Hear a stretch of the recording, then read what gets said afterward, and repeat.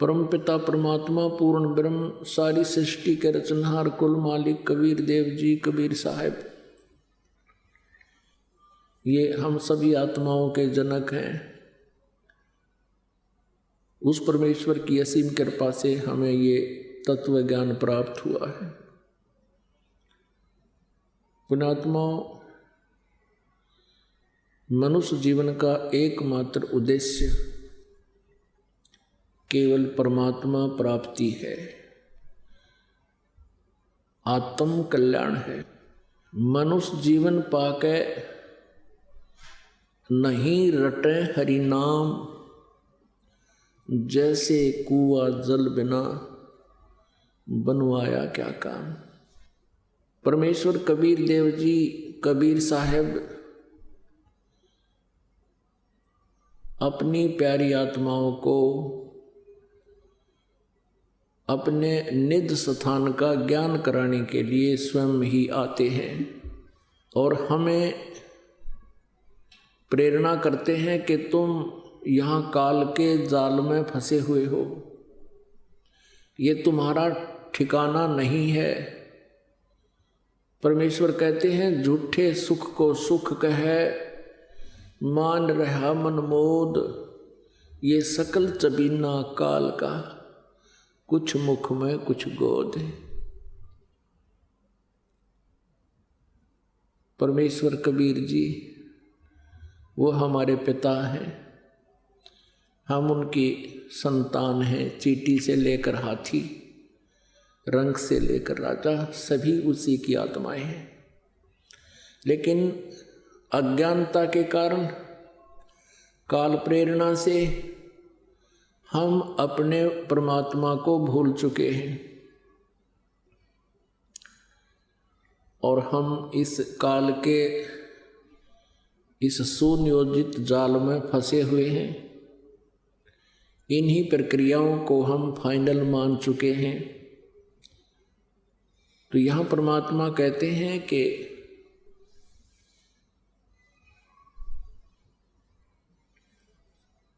इस झूठे सुख को सुख कहे, ये मान रहा मनमोद, सकल चबीना काल का, कुछ मुख में कुछ गोद है। उस परमेश्वर ने पूर्ण ब्रह्म ने आकर के स्वयं ही अपनी जानकारी हमें बताई कि तुम यहाँ के वासी नहीं हो। परमात्मा कहते हैं ये काया तेरी है नहीं, माया कहाँ से हो। चरण कमल में ध्यान रख, इन दोनों को खो। नंगा आया जगत में, नंगा ही तू जाए, और बीच कर ख्वाबी ख्याल है, ये इस काल ने और माया ने तुम्हें भरमाया। सर्व सोने की लंका थी, रावण से रणधीरम, एक पलक में राज विराजी, जम के पड़े जंजीरम। परमात्मा याद दिलाते हैं कि आप जी जिस व्यवस्था में अपना मानुष जीवन व्यस्त किए हुए हो, बर्बाद कर रहे हो, व्यर्थ कर रहे हो, उद्देश्य क्या रखा हुआ है कि घना धन हो जा, बड़ी कोठी बन जावे, उसमें चिप्स मार्बल लग जावे, अच्छी कार हो, बैंक बैलेंस घना हो, फिर क्या हो जाएगा। परमात्मा याद दिलाते हैं कि सर्व सोने की लंका थी।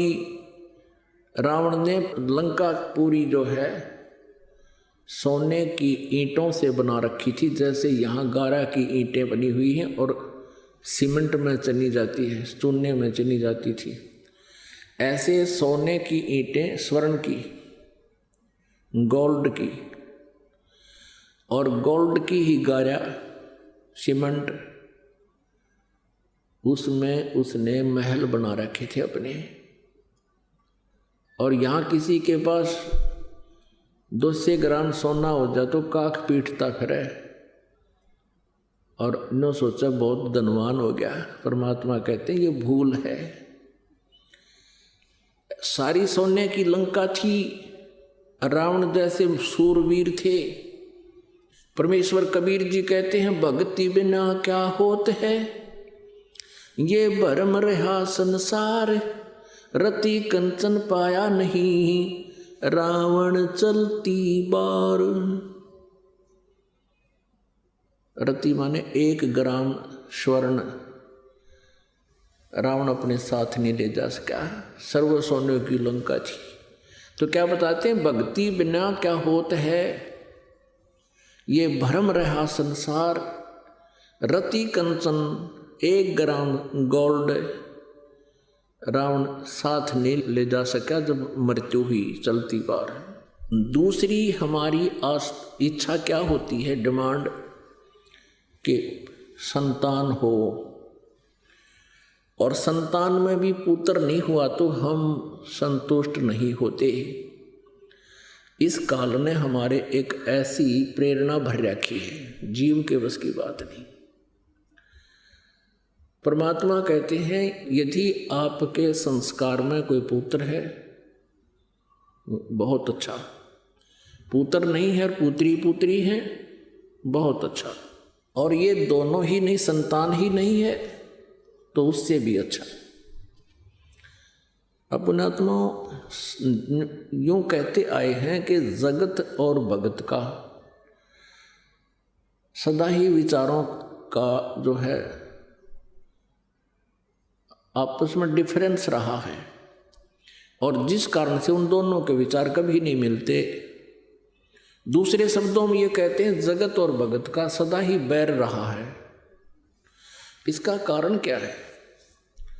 क्योंकि संत भक्त परमात्मा के उस विधान के अनुसार चलते हैं जिसका जगत को यानी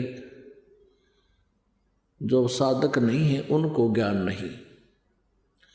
जगत को ज्ञान है केवल काल प्रेरणा का, काल की व्यवस्था का, ज्योति निरंजन द्वारा एक सुनियोजित षड्यंत्र रच के जो फंसा रखे हैं केवल वहीं तक वह सीमित है। इसलिए ये शब्ददास ने कहा कि जिनके संतान नहीं है वो बहुत ही अच्छा, और है वो भी अच्छा, पुत्र है वो भी अच्छा, पुत्री है तो भी अच्छा, लेकिन संतान बिल्कुल नहीं है बहुत अच्छा। क्योंकि यदि आप भक्ति करना चाहते हैं तो परमात्मा के विधान से आपको परिचित होना पड़ेगा, उस पर विश्वास करना ही पड़ेगा। हम यहाँ एक दूसरे के साथ संस्कारों के कारण जुड़े हुए हैं, और संस्कार से ही कोई पुत्र बनता है, कोई पुत्री बनती है। संस्कार से ही हम एक दूसरे के नाती बनते हैं, कोई साला बनता है, कोई दामाद बनता है, कोई ससुर बनता है, कोई सास बनती है। कहने का भाव ये है कि हम एक दूसरे से के साथ हमारे संस्कार जुड़े हुए हैं, जिस कारण से हम यहाँ संयोग से जुड़ते हैं, उस पूर्व जन्म के संयोग से, उन संस्कारों से हमारा फिर संयोग बन जाता है, हम यहाँ एक दूसरे के साथ जुड़ जाते हैं। एक उदाहरण देते हैं। एक व्यक्ति था, किसान था, उसको एक पुत्र प्राप्त हुआ, उसकी पत्नी की मृत्यु होगी। उसने दूसरा विवाह करवाया, उससे एक पुत्र की प्राप्ति हुई, फिर उसकी पत्नी की भी मृत्यु होगी और स्वयं की भी मृत्यु होगी। बड़ा लड़का जो था वो पहले वाली पत्नी से था और दूसरा दूसरे वाली पत्नी से हुआ। उनकी आपस में एज फैक्टर में कम से कम भी 10-12 वर्ष का अंतर था। छोटा लड़का 12 वर्ष का हुआ तो बड़े बड़े लड़के का विवाह हो चुका था। छोटे वाला लड़का यानी उसका छोटे वाला भाई बीमार हो गया। अब उन दोनों ने बहुत कुछ इलाज करवाने की चेष्टा की, भाई और भाभी ने, लेकिन इलाज भी करवाते रहे। फिर कुछ दिन के बाद उनके मन में दोष आ गया कि यदि ये अब मृत्यु को प्राप्त हो जाए तो सारी जमीन अपनी ही रह जावे, सारी संपत्ति अपने पास रह जावे। और अब ये बीमार चल ही रहा है, सभी को पता है। तो उन्होंने क्या स्कीम बनाई, एक डॉक्टर से बात कर ली। डॉक्टर ने 500 रुपये लिए और उसको विष दे दिया, छोटे भाई को, उसकी मृत्यु होगी। बात रफा दफा हुई, सभी को पता था भाई बीमार चल रहे हैं, महीना 2 महीने से वो बीमार थे, मृत्यु होगी, बात खत्म हुई। कुछ दिनों के उपरांत उस बड़े भाई को पुत्र प्राप्त हुआ और बहुत ही अच्छी तरह उसका लालन पालन किया, क्योंकि पूरी संपत्ति थी। अब वो लड़का विवाह के योग्य हो गया, उसका विवाह कर दिया। विवाह होने के उपरांत वो बीमार हो गया और इतना बीमार हो गया कि कम से कम उस पे कई लाख रुपए खर्च हो गए। अब बहुत चिंतित हुए, इकलौता पुत्र मृत्यु सैया पर, बहुत चिंतित। वो अपने बच्चे के पास बैठा हुआ है, वो व्यक्ति बहुत ही दुखी मन से वहाँ पर बैठा है। तब वो लड़का बोलता है जो बीमार था, रोगी था, उसने कहा कि भैया अब मेरा और तेरा केवल एक कफन और लकड़ी का हिसाब किताब शेष रहता है, बाकी सब मैंने अपना चुकता कर लिया। लगभग आधी संपत्ति उसने सेल कर दी उस अपने पुत्र के इलाज के लिए, ट्रीटमेंट के लिए। तब उस व्यक्ति ने सोचा कि बच्चा बहुत बीमार है, इसकी मानसिक हालत भी बिगड़ गई है, ये मुझे भाई कह रहा है। तब उसने कहा कि बेटा मैं तेरा भाई नहीं, तेरा पिता हूं।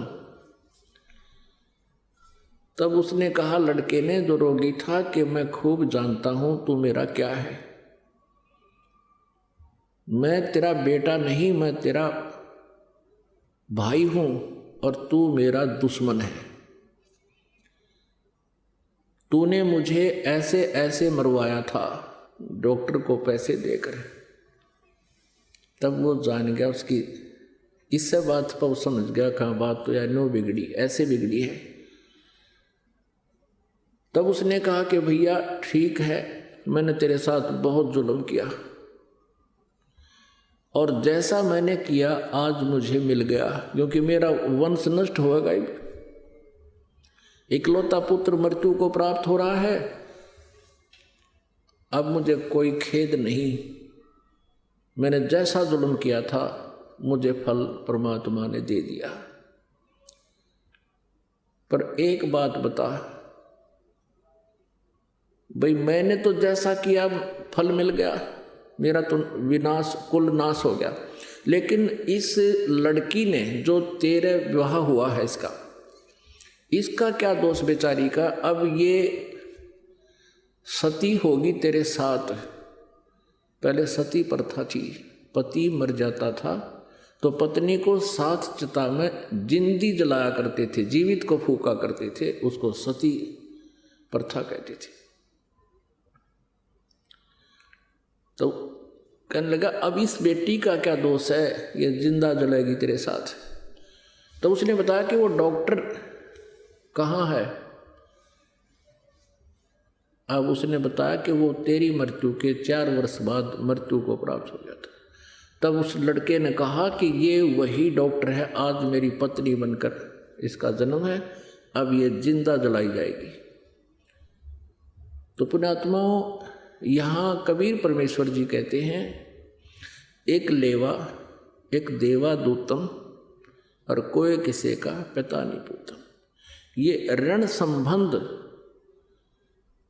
एक लोन आपस में ले रखा है, ऋण संबंध जुड़ा एक ठाठा, अंत में सब 12 बाटा। अपनात्माओं, ये जो तत्व ज्ञान है जो ये आध्यात्मिक ज्ञान है, ये संसारिक विचारों से, संसारिक परंपराओं के ज्ञान से बिल्कुल विपरीत होता है, जिस कारण से ये अखरता है प्रत्येक व्यक्ति को, लेकिन भक्तों को नहीं अखरता, क्योंकि वो परमात्मा के विधान से परिचित हो चुके होते हैं। तो पुण्यात्मा, जिनके संतान नहीं है, समाज में उनका जीना बहुत ही दूभर हो जाता है, और जिनको ये आध्यात्मिक ज्ञान, परमात्मा का विधान समझ में आ जाता है, वो फिर समाज की बातों पर ध्यान नहीं देते, क्योंकि वो भक्त हैं, क्योंकि वो स्टूडेंट हैं परमात्मा वाली यूनिवर्सिटी के। तो फिर वो समाज के उन जो लोक वेद पर वो कोई ध्यान नहीं देते। अब पुण्यात्माओं, जिनके आज संतान नहीं है और ये मार्ग मिल गया, धन्य भाग है वो, क्योंकि उनका पिछला ऋण नहीं, शेष नहीं है, किसी का कोई लेन देन नहीं है। और जिनके संतान है वो भी बहुत अच्छा, क्योंकि उस पुण्यात बच्चे का भी कल्याण होगा, क्योंकि हम सभी एक ही परमात्मा के बच्चे हैं और काल के जाल में फंस गए हैं। अब जिनको ज्ञान हो गया, संतान है, उस बच्चों को भी परमात्मा के चरणों में समर्पित करवा दे, उनका आप रखवाला होगा भगवान।